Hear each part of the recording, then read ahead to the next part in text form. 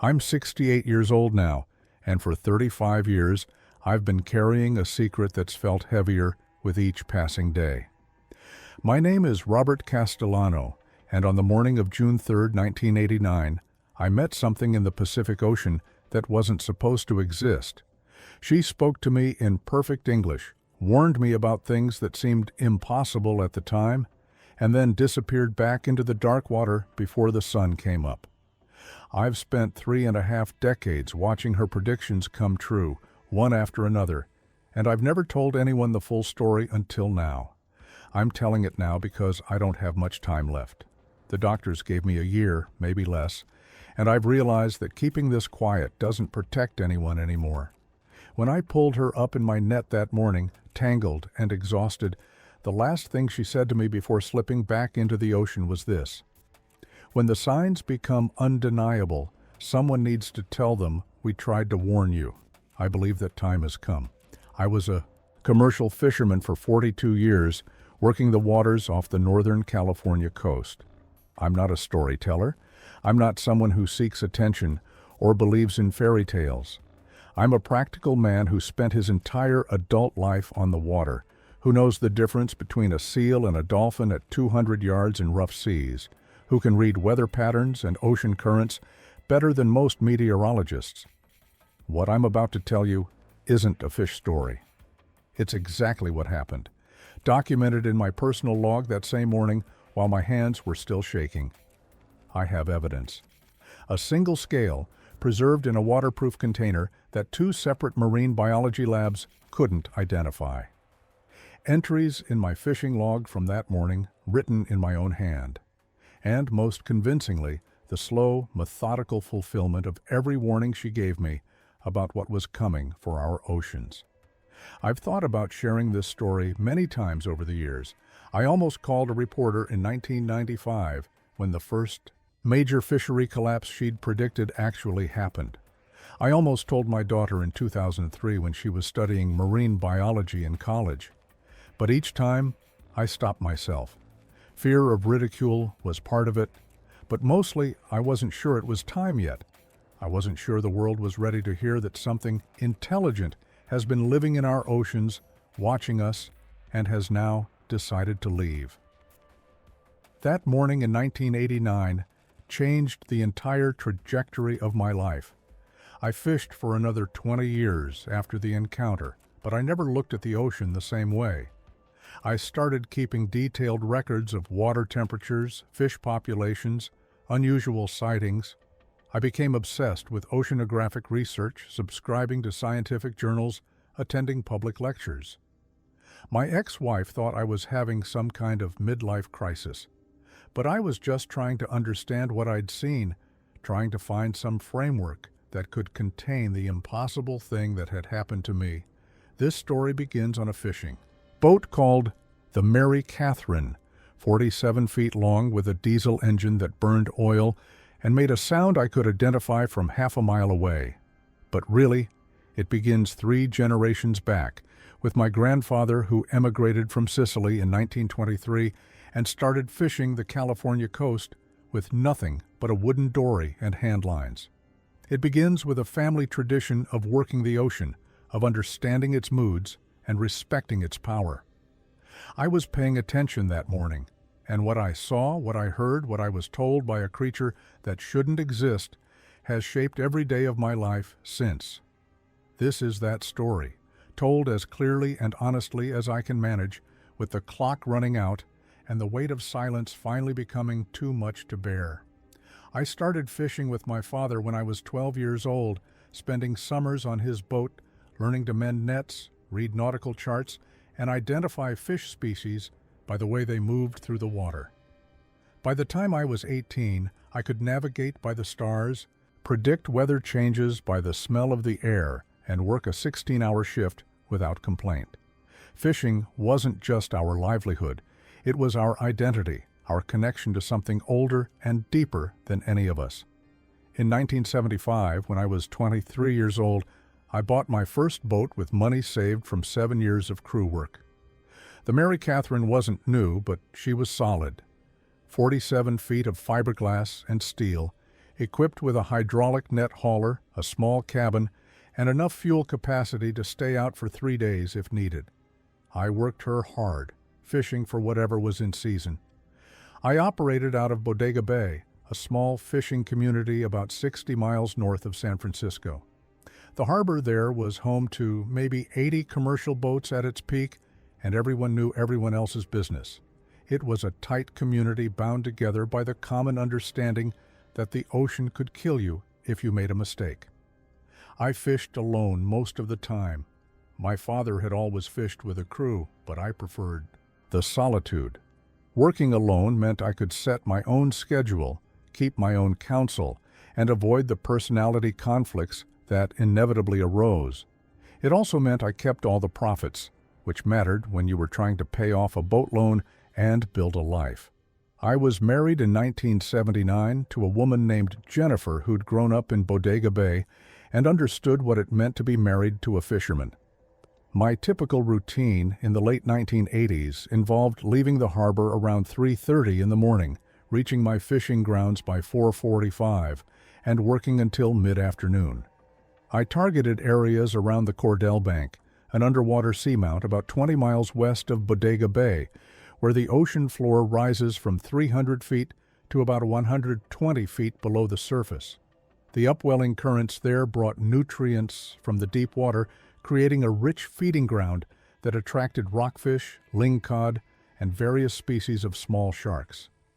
I knew those waters better than most fishermen.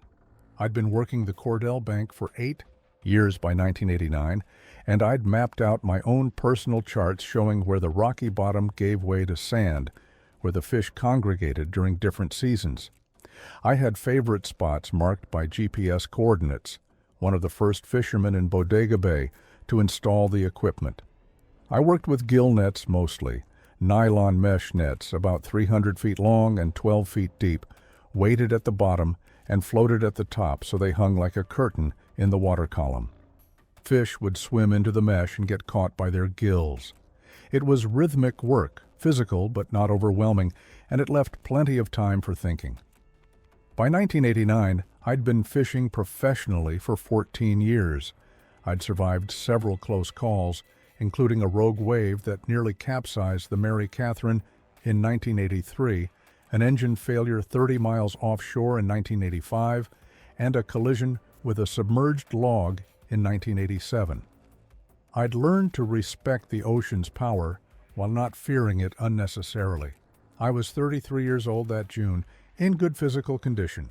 From years of manual labor, experienced enough to handle most situations.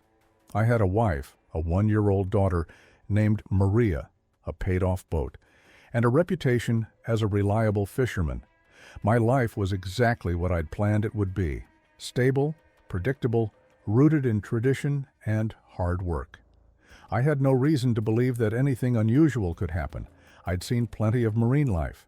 I'd experienced strange phenomena, but I'd always been able to categorize these experiences, fit them into the framework of known ocean biology and physics.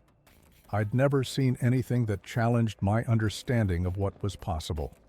That was about to change in a way that would reshape everything I thought I knew about the ocean and what lives beneath its surface. June 3, 1989 started like any other fishing day. I left the harbor at 3:35 a.m., the Mary Catherine's engine running smooth and steady. The weather forecast called for light winds and clear skies. Water temperature was 52 degrees Fahrenheit, typical for early June. The moon was 3 days past full, providing enough light to navigate by once I cleared the harbor entrance. I reached my first fishing spot at 4:47 a.m., a location about 2 miles northwest of the Cordell Bank, where I'd had good success the previous week. The GPS coordinates were 38 degrees, 3.2 minutes north, 123 degrees, 28.7 minutes west. I recorded the time and position in my log, a habit I'd maintained since my first day as a boat owner. I set my nets at 4:52 a.m., then circled around to position myself upwind while I waited for fish to swim into the mesh. I used that waiting time to have coffee from my thermos, eat a sandwich, and watched the sky begin to lighten in the east. I'd seen thousands of sunrises from the deck of the Mary Catherine, and each one felt like a private showing of something sacred. At 6:47 a.m., with the sun just breaking the horizon, I began hauling the net. The hydraulic hauler made a steady grinding sound as it pulled the wet nylon mesh aboard. The first 50 feet of net came aboard normally. I could see several black rockfish tangled in the mesh, exactly what I was targeting. Then, at about 100 feet into the retrieve, the net stopped moving. The hydraulic hauler strained, the engine note changing as it tried to pull against suddenly increased resistance. Something heavy was caught in it, something that felt alive based on the way the resistance shifted and changed. My first thought was sea lion, but this felt different. The resistance wasn't panicked thrashing, it was more controlled, almost deliberate. I shut down the hauler and leaned over the gunwale, trying to see into the water. I could make out something pale moving against the darker background of the deeper water. Not the dark brown of a sea lion, something lighter colored and bigger than any sea lion I'd ever seen. I grabbed my gaff hook and tried to snag the net below the surface to pull it up manually. The weight was substantial, maybe 150 pounds. As I pulled harder, trying to force it toward the surface, I heard something that made my blood go cold. A sound came up through the water, muffled but unmistakable in its character. Not a seal's bark, not a dolphin's whistle, not a whale song. It was a vocalization that had structure, rhythm, pattern. It sounded disturbingly like a human voice, though distorted by water and distance. I froze, staring at the water. My heart hammered in my chest as I tried to rationalize what I'd heard. Seals could make remarkably human-sounding noises. But this had been different. This had been too structured, too deliberate. I started pulling again with the gaff hook, this time more carefully. The pale shape rose slowly through the water column, becoming more visible as it approached the surface. I could see it was caught in the net extensively, wrapped in multiple layers of mesh. At about 8 feet below the surface, I got my first clear look at what I'd caught, and my brain simply refused to process what my eyes were seeing. The upper portion was humanoid, pale skin, long dark hair floating around a face that looked human in structure. But below the waist, where legs should be, there was a tail. A long, powerful tail covered in scales that caught the morning sunlight and reflected it in shades of silver and green. I dropped the gaff hook. It clattered on the deck. My hands were shaking. This wasn't possible. This couldn't be real. I'd been awake for 3 hours. I'd had coffee. I was completely sober and alert. But I was looking at something that existed only in fairy tales and sailors' legends. The creature stopped struggling and turned its face toward me. The eyes that looked up through 8 feet of seawater were large, dark, and unmistakably intelligent. We stared at each other for what felt like an eternity, but was probably only 10 or 15 seconds. Then, incredibly, impossibly, it opened its mouth and spoke. The words were muffled by the water, distorted and unclear, but the intention was unmistakable. It was trying to communicate with me. The sound came again, more urgent this time, and I realized it was calling for help. Chapter 4. What Came Up from the Deep. I stood there paralyzed for maybe another 30 seconds, my mind caught between what I was seeing and what I knew to be possible. The creature remained still in the water, watching me, wrapped in layers of my gill net. The morning sun was fully above the horizon now, and the light penetrating the clear water illuminated her in detail. I say her because the features, despite being wrong in subtle ways, read as feminine. My fisherman's instincts finally overrode the shock. Whatever this creature was, it was caught in my net, and it was alive. I picked up the gaff hook again and began pulling carefully. The creature didn't resist this time. If anything, it seemed to be helping. As the head broke the surface, the creature took a deep, gasping breath that sounded entirely human. Water streamed from the long, dark hair and I found myself looking directly into eyes that were darker than any human eyes I'd ever seen, almost black, with no visible whites. "Please," the creature said in clear English, though the voice had a quality I couldn't place, slightly resonant. "Please don't hurt me. I've been caught for hours." I nearly fell backward. Hearing it speak was somehow more shocking than seeing it. My mouth opened, but no sound came out. "You're not real," I finally managed to say. "I'm very real," she replied, her voice strained. "And I'm very stuck. I've been trying to free myself since before dawn, but the netting is too strong and too tangled. I'm exhausted." That snapped me out of my paralysis. Whatever she was, I couldn't just stand there and watch a conscious, speaking being die. I moved to the gunwale and knelt down. "I'll help you. Hold still." I pulled out my dive knife and began carefully cutting through the layers of mesh. She remained motionless while I worked, her breathing steady but deep. "How long have you been caught?" I asked. 4 hours, maybe longer," she said. "I was hunting fish near your net and didn't see it in the darkness." I kept cutting, working my way around her torso, freeing her arms first. As the mesh fell away, I could see her upper body more clearly. The skin was pale, but had a subtle undertone of green or blue. The tail below the waist was extraordinary, covered in scales that shifted color in the light, predominantly silver with undertones of green and blue. "What's your name?" she asked. "Robert," I said automatically. "Robert Castellano." "Thank you for helping me, Robert. My name is Miriam. At least, that's the closest your language comes to my actual name." "You're not going to call the authorities, are you?" she asked, real concern in her voice now. "You're not going to try to capture me or sell me to scientists?" I paused and looked at her directly. "I don't know what I'm going to do, but no, I'm not going to try to hurt you or capture you." I went back to cutting. The net around the tail was more complex, layer upon layer of it. As I cut away the last few sections, I could see the full length of the tail, maybe 6 feet from waist to the flukes at the end. "Almost done," I said. "There, you're free." She didn't immediately swim away. Instead, she remained at the surface, one hand gripping the gunwale of the Mary Catherine. "Thank you," she said. "You could have done many things when you found me. You chose kindness. That's rare among your kind." "Wait," I said as she started to release her grip. "I need to know. What are you? Are there more of you?" She paused, floating in the water. "Yes," she said finally. "We know about humans. We've known about you for thousands of years. We've watched you spread across the coastlines, watched you build your cities, watched you develop your technologies. And we've stayed hidden, because we learned very early that contact with your kind only brings danger to ours." "Why are you telling me this?" I asked. "Because you freed me when you didn't have to," she said.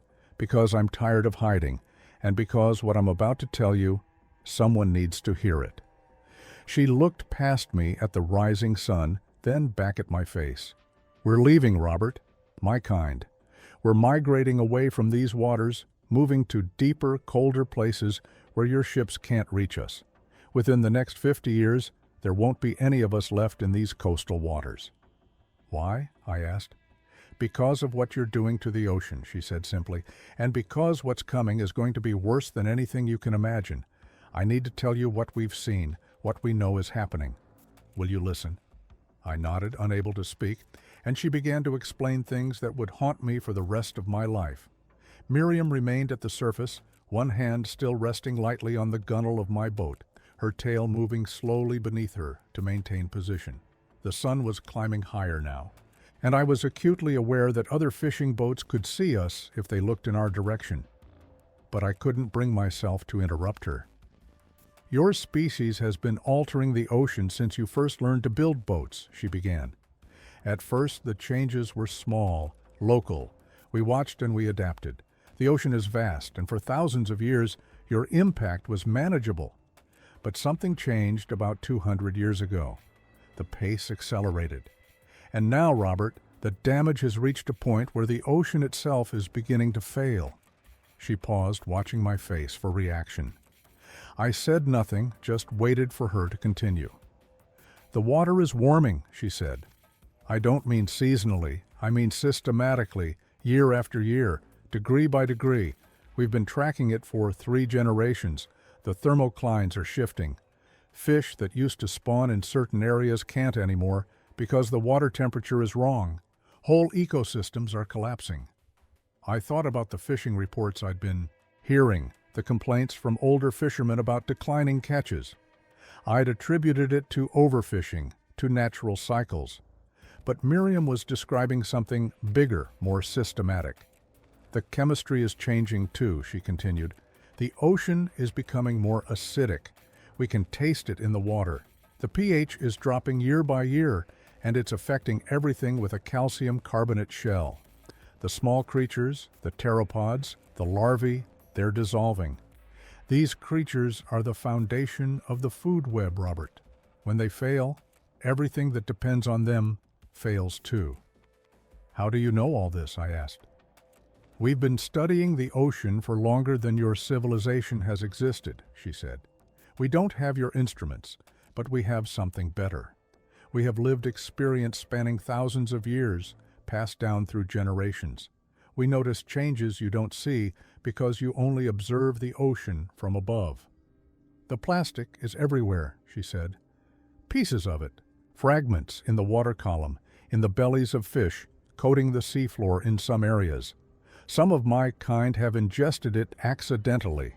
It doesn't digest, doesn't break down. It just accumulates in the gut until the individual can't eat anymore."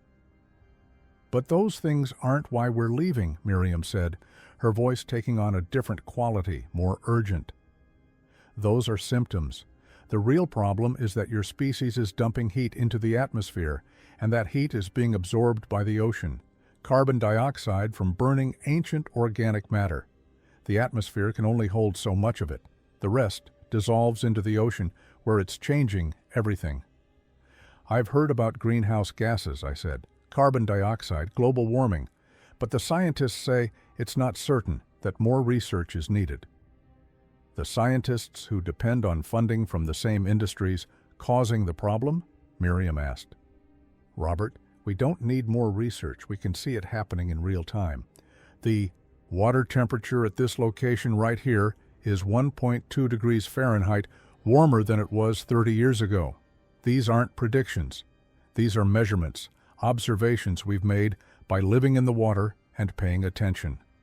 She released her grip on the boat and floated back slightly.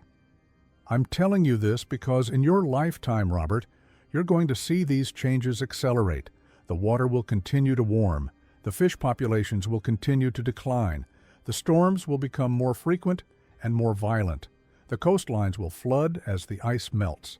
And your scientists will eventually figure it out, will eventually confirm what we've known for decades. But by then, it will be too late to stop it."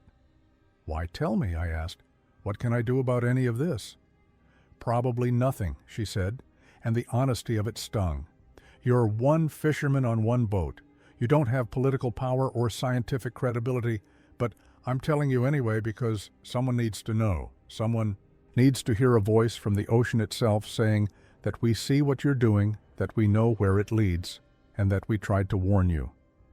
She moved farther from the boat. "By 2030, the cod fisheries will collapse.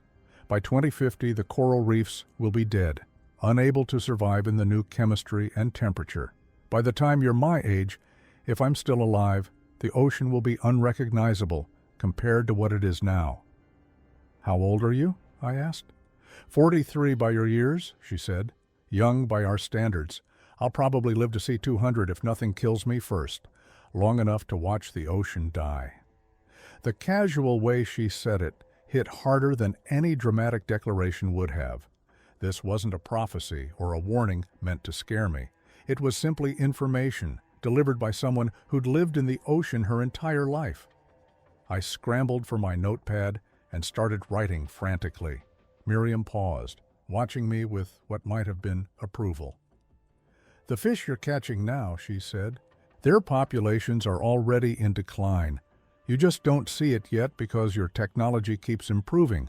You're maintaining catch rates by working harder to find fewer fish, but there's a limit to how long that can continue. What about your kind? I asked, still writing. Where will you go? The deep trenches, she said, the abyssal plains, places where the water is still cold, where your ships can't operate, where the changes are happening more slowly. It won't be ideal, but it's better than staying here and watching our traditional waters become uninhabitable. She was now maybe 20 feet from the boat. How many of you are there? I called. Fewer than you'd think, she called back. Perhaps 10,000 worldwide. We don't breed quickly. We've never been numerous, and we've become less so as your ships have made the ocean more dangerous. We're dying out, Robert, not from any dramatic catastrophe, but from 1,000 small cuts from the slow poisoning of our habitat. Will I ever see you again? I asked. I don't know, she said honestly. Maybe our paths will cross again. Maybe this is the only time. But whether you see me or not, Robert, remember what I've told you. Watch the ocean. Pay attention to the changes. When your scientists eventually confirm what I've said, remember that someone tried to warn you. Remember that the ocean is alive and it's dying, and some of us noticed. She dove then, her tail rising briefly above the surface in a movement that was unmistakably deliberate. The iridescent scales caught the sunlight one last time, flashing silver and green and blue, and then she was gone. I stood at the gunwale for a long time, staring at the spot where she'd vanished, my notepad clutched in my hand. I looked at my watch and was shocked to see it was 7:43 a.m. The entire encounter had taken less than an hour to turn my entire understanding of the world upside down. I started the engine and began hauling in the rest of my net, working mechanically while my mind tried to process what had happened. As I coiled the torn sections where I'd cut Miriam free, I noticed something caught in the mesh near where her tail had been tangled. A scale, roughly the size of a silver dollar. It must have been pulled loose during her struggle to escape. I held it up to the sunlight. The scale was unlike anything I'd seen from any fish species I knew.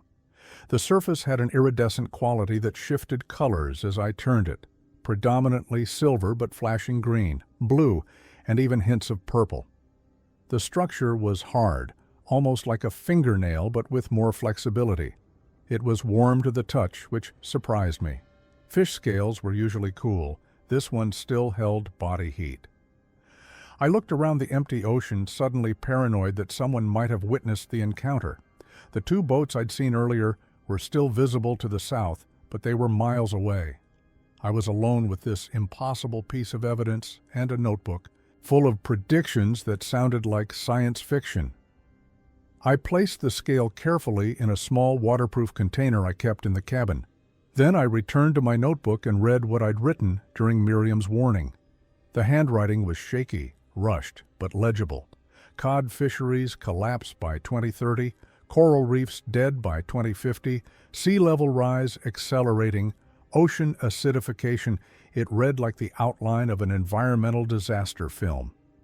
When I reached the harbor and unloaded my catch, I moved through the motions automatically. The other fishermen noticed something was off. Bill Kovac asked if I was feeling all right. I told him I was tired, hadn't slept well. He accepted the explanation. Over the next week, I couldn't stop thinking about Miriam and her warnings. I went to the library and checked out every book they had on oceanography, climate science, and marine biology. Everything Miriam had described was mentioned in the scientific literature, but always with caveats, always with phrases like more research needed. 3 weeks after the encounter, I took the scale to a marine biology lab at UC Davis. The graduate student, Sarah Chen, examined it under a microscope. After about 20 minutes, she looked up with a puzzled expression.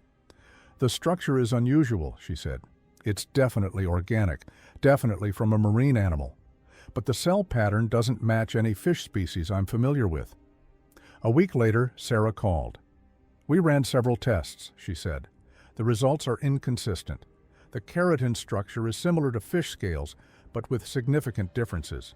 We attempted DNA extraction, but got contaminated results that didn't match any reference genome in our database." She paused.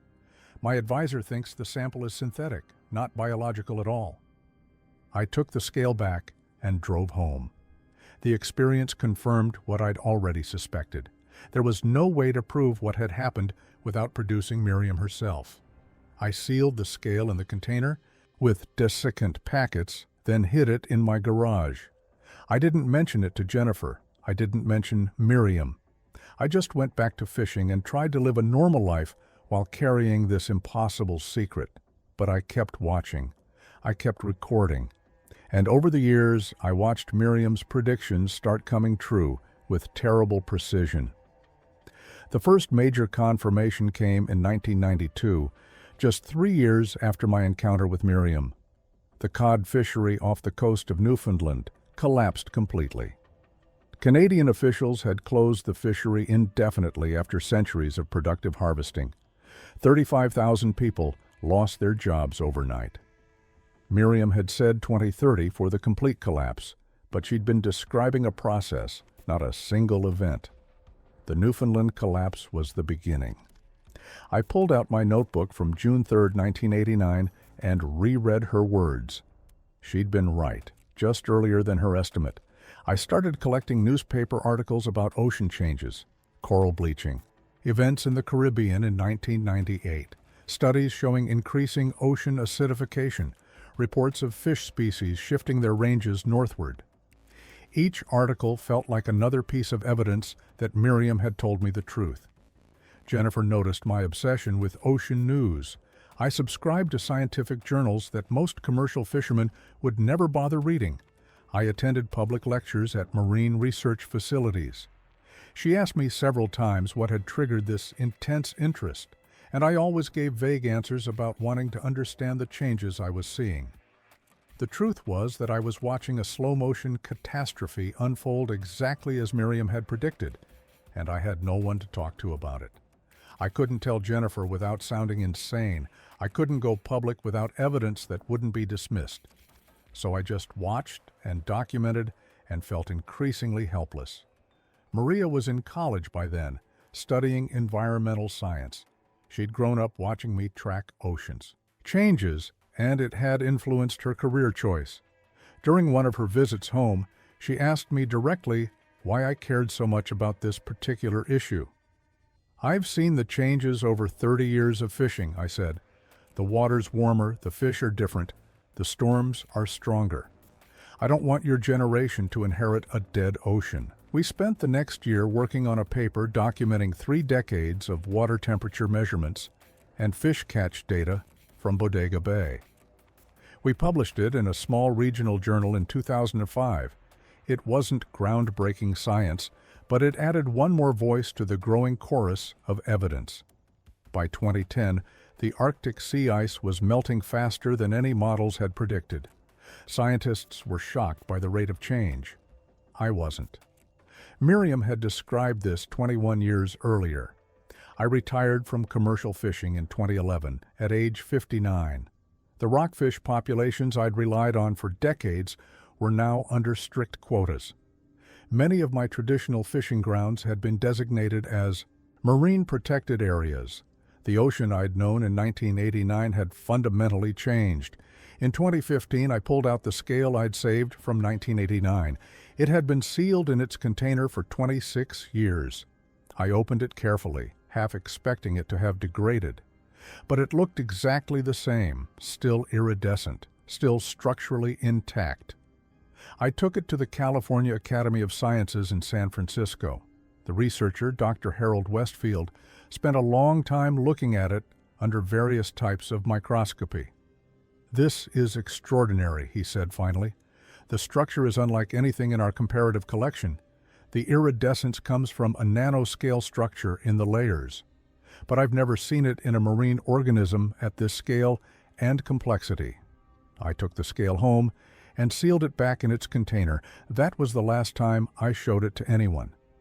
The scale was my only tangible proof that Miriam existed, and I wasn't going to let it be taken apart by scientists who would never believe where it came from. In March of 2024, I went to my doctor for what I thought was a persistent cough. By April, I had a diagnosis: stage 4 lung cancer, metastasized to my lymph nodes. Maybe a year, the oncologist said, possibly less. What I wanted, I realized, was to tell the truth before I died.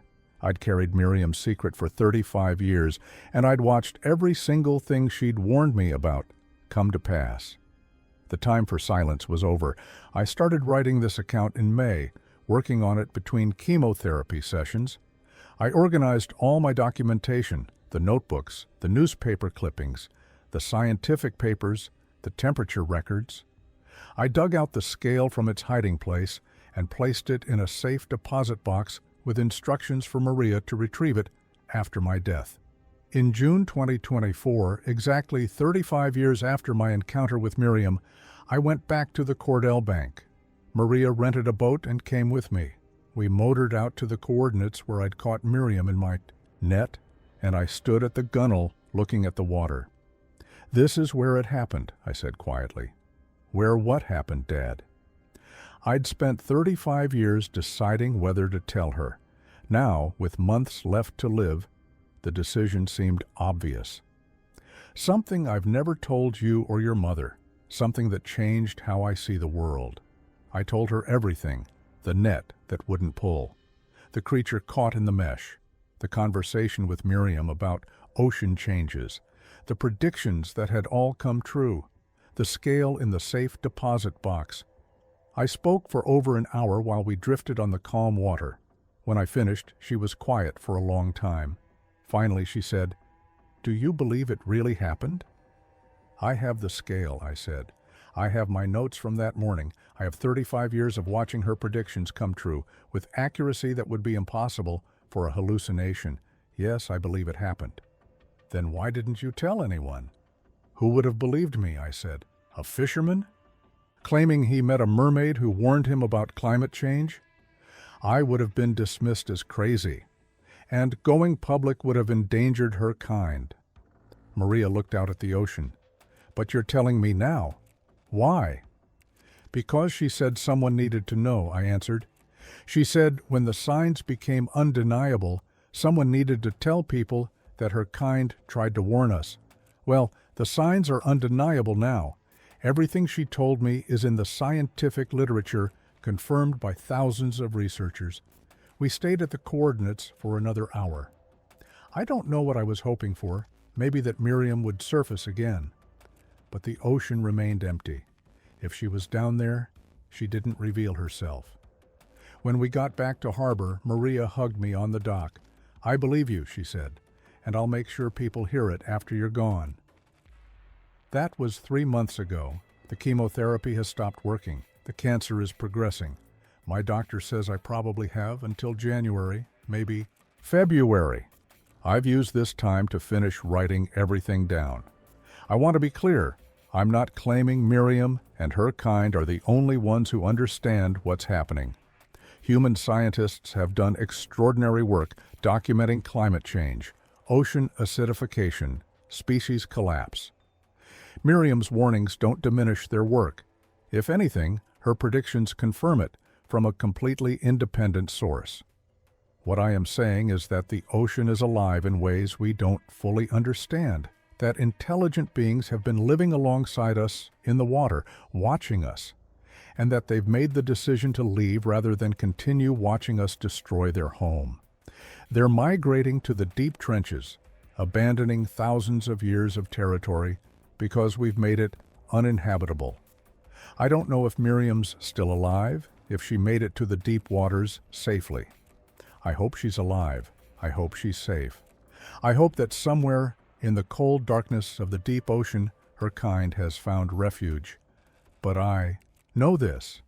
Everything she told me in 1989 has come true. The warming, the acidification, the species collapse, the coral death, the ice melt. She gave me a map of the future, and I've watched that future arrive exactly as she described. I'm sharing this story now because her final words to me were a request. When the signs become undeniable, someone needs to tell them we tried to warn you. The signs are undeniable now. The scale sits in a safe deposit box at Wells Fargo in Bodega Bay. along with my original fishing log from June 3rd, 1989. I visited the box last week, probably for the last time. The cancer has progressed to the point where driving is difficult, and the pain medication makes me foggy. But I wanted to see the scale one more time.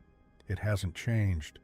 35 years in a sealed container, and it looks exactly as it did the morning I pulled it from my net. The iridescence still shifts in the light. Whatever biological material Miriam's kind evolved, it's remarkably stable. 2 separate marine biology labs examined it and couldn't identify it. Dr. Westfield found structural features he'd never seen in any known marine organism. The nanoscale layering that creates the iridescence is more complex than anything in butterfly wings or fish scales. The keratin composition is similar to marine animals, but with significant differences in molecular structure. What does it mean that we can't identify it? It means that despite centuries of marine biology, there are still things in the ocean we haven't cataloged. It means the ocean is vast enough to hide entire species from us. It means Miriam's kind could have been living alongside us for thousands of years, staying just out of sight, and we never knew. The Pacific Ocean alone contains roughly 170 million cubic miles of water. The average depth is over 12,000 feet. We've explored maybe 5% of the ocean floor. 90% of the ocean exists in permanent darkness. In that vast, dark, largely unexplored space, why wouldn't there be intelligent life we haven't discovered? But the scale represents something else too. It represents a choice I made 35 years ago to protect her rather than exploit her. When I pulled her up in my net, I had options. I could have tried to capture her, contacted authorities, sold her to the highest bidder. A living, speaking mermaid would have been worth millions. I cut her free instead. I listened to what she had to say and let her go. I kept the scale that came loose accidentally, but I didn't try to take more. I respected her request for secrecy, even when it meant carrying this knowledge alone for decades. Was that the right choice? I've questioned it many times. But look at how we've responded to warnings from human scientists, people with credentials and data and peer-reviewed research. We've largely ignored them, delayed action, prioritized short-term economic interests. What makes me think a scale and my story would have made any difference? The scale proves she existed, but it can't prove what she told me. There's no way to verify her warnings except by waiting to see if they come true, and they have. Every single prediction she made has manifested in observable reality. I've instructed Maria to have the scale analyzed again after my death, using whatever technology is available. Maybe newer techniques will reveal more about its composition, or maybe the scale will remain as mysterious as it is now, proof of something that existed but can't be categorized. What I want people to understand is that the scale isn't the point of this story. The point is the warning. The point is that an intelligent being who'd lived in the ocean for decades looked at what we were doing and said, "We can't stay here anymore, this is becoming uninhabitable." That warning, delivered in 1989, has been proven accurate by 35 years of subsequent observation. It's December now. The doctors have moved me to palliative care. Most days, the pain medication keeps me comfortable but distant. Today is a good day, though. My mind is clear enough to finish this. Maria visited yesterday with my granddaughter, Sophie, who's 7 years old. Sophie told me about a science project she's doing about the ocean. She's learning about coral reefs. I listened to her excited explanation, and I thought about Miriam's prediction that the reefs would be dead by 2050. Sophie will be 33 years old in 2050, the same age I was when I met Miriam. What kind of ocean will she inherit? That's why I'm finishing this account. For Sophie's generation and the ones that come after, they need to know that the warnings were there, that people understood what was happening. I've been thinking about Miriam a lot in these final weeks. She'd be 78 now by human years, middle-aged by her species standards. Did she make it to the deep trenches? Does she ever think about the fisherman she met one morning in 1989? I hope she knows her warning wasn't wasted. I hope she knows that at least one human listened, believed, and spent the rest of his life watching for the signs she described. I hope she knows I kept her secret for 35 years, protecting her kind. And I hope she knows that I'm breaking that silence now, not to betray her, but to fulfill the request she made. The signs are undeniable now. In 2024, the global ocean temperature reached the highest level ever recorded. The Great Barrier Reef has experienced its fourth mass bleaching event in 7 years. Sea level has risen 8 inches since 1989. The Arctic sea ice extent continues its long-term decline. These aren't predictions anymore. These are observations, measurements, documented facts. And every single one of them was described to me by Miriam in 1989, when climate change was barely in the public consciousness. How did she know? Because her kind had been watching. They'd been living in the ocean, experiencing these changes directly, tracking them across generations. They had lived experience spanning thousands of years, and that experience told them the ocean was dying, and so they're leaving. That's the part that haunts me most. An entire intelligent species deciding that the habitat they've occupied for millennia is no longer viable. Imagine if humans had to abandon all coastal areas and retreat to Antarctica or the Sahara Desert just to survive. That's what we've forced Miriam's kind to do. I don't expect everyone who reads this to believe me. I understand skepticism. But I'm asking you to consider the possibility that I'm telling the truth, and if I am, what that means. If you can't accept that I met a mermaid, then accept this. I'm a fisherman with 42 years of experience, and I've watched the ocean change dramatically in my lifetime. The water is warmer, the fish are fewer, the storms are stronger. These aren't opinions. These are observations from someone who spent thousands of hours on the water. Whether you believe Miriam exists or not, the changes she warned me about are real and verifiable. The ocean is in crisis.